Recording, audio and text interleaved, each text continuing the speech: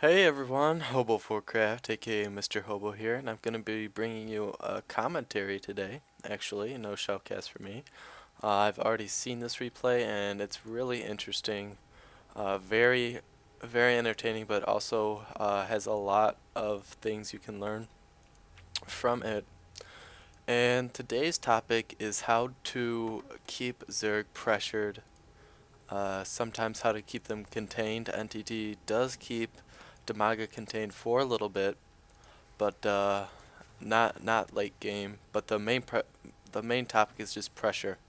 I'm gonna slow this down to one of my friends whispering me, commentating later. But what we're gonna see right here is we're actually going to see a bunker go down here for NTT. He's bringing the second SCV. Where is that a second SCV? He's bringing the second SCV, and that actually will throw down another bunker that will in fact block off Dimaga here. You can see his build order other than that was pretty standard. He did go for a Actually, he did go for a 10 racks and then supply depot, so he got a little bit of a faster racks so that he could fill up this bunker more quickly. He did get a 14 command center because he did want a little more economy more quickly by getting those mules, so that way he will be able to pump out more marines.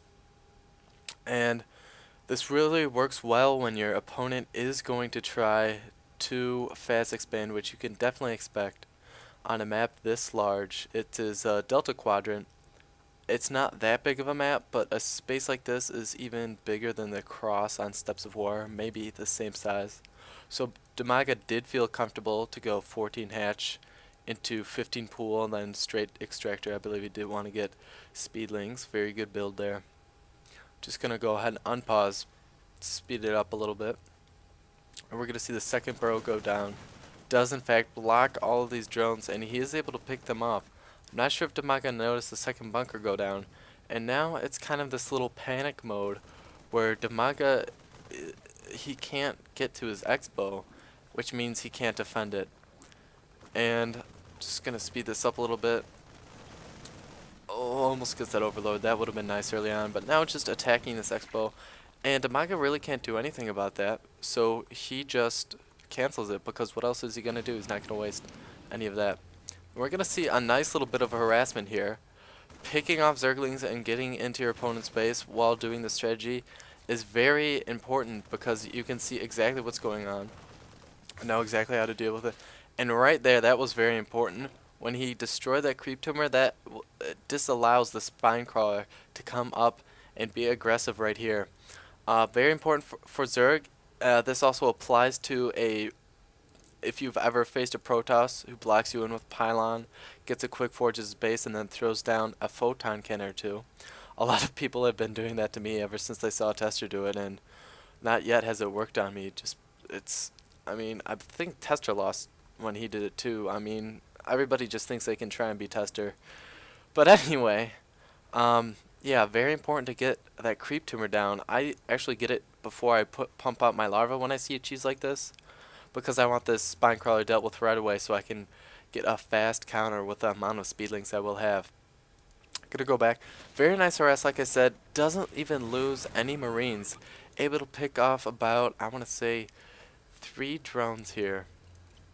Or, excuse me, 3 Zerglings. Yeah, I do believe that is the amount. And Dimaga, being the pro macroer he is, he does put an expo down adjacent to NTT's base, who is now, you can see, just macroing up, getting that dual refinery down. He is going to be getting a command center, which he will morph into a planetary fortress here pretty soon. And now he is just harassing, seeing what's going on. If he could have gotten that creep tumor again, that would have been really nice. The spine crawler was not yet finished.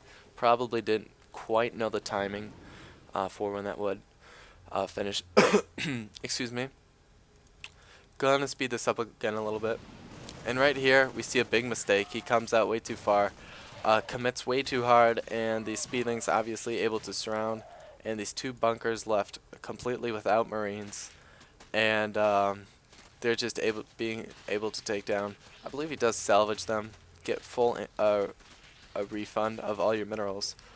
But if he had been able to keep that even longer, an expo here would have been delayed even longer, and even more pressure would have been built up on Dimaga. He would have fallen behind on tech and in macro.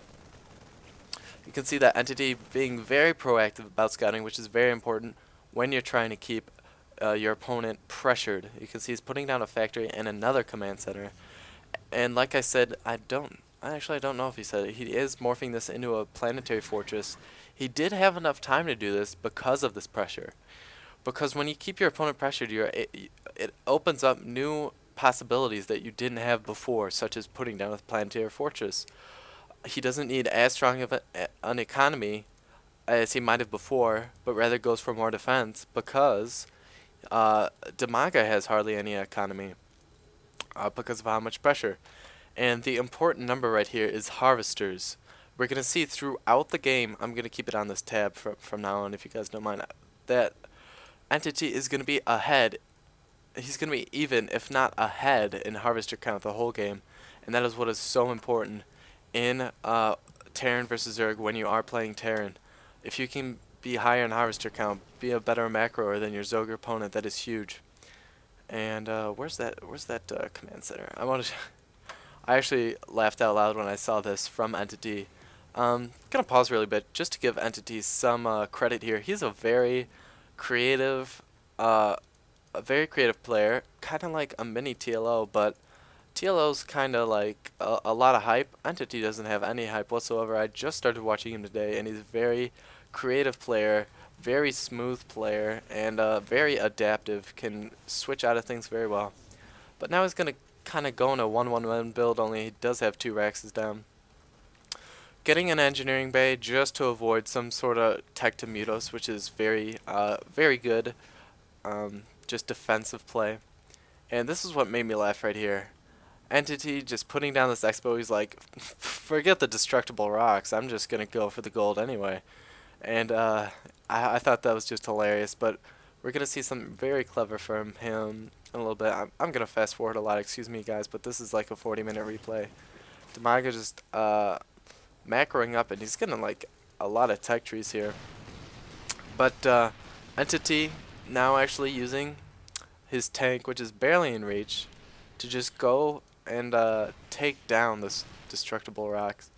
And I mean, Entity just very smart with that kind of stuff, very resourceful, and I mean, getting a lot out of this expo before he would have been able to before, so kudos to him. Like I said, there are a lot of little tips in this game. And now we're going to see Entity is just macroing up really hard. He's putting up 2 more barracks with tech labs so we can pump out marauders. We're going to see 2 factories. From those we're going to see tanks and later Thors, which are very important, especially if your opponent is going some sort of air, which, I mean, those 250mm strike cannons just deal so much damage, especially with those splash. And Vikings as well, which obviously very versatile units. And wow, here, first rewind of the day. Another way to keep your opponent pressured, which we're going to see in a little bit from Entity.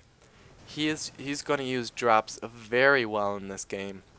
Once he has macroed up a little bit and feels comfortable, has the right unit composition, gonna bring some Marines and Marauders. I think some tanks as well. And he is just going to drop right behind this base. And yep, just about 8 Marines, 2 tanks, gonna take out this expo completely. These Zerglings coming, but they won't be able to do anything. This expo is going to get taken out right in time, and these not even coming because they would get obliterated by these tanks. So very nice play.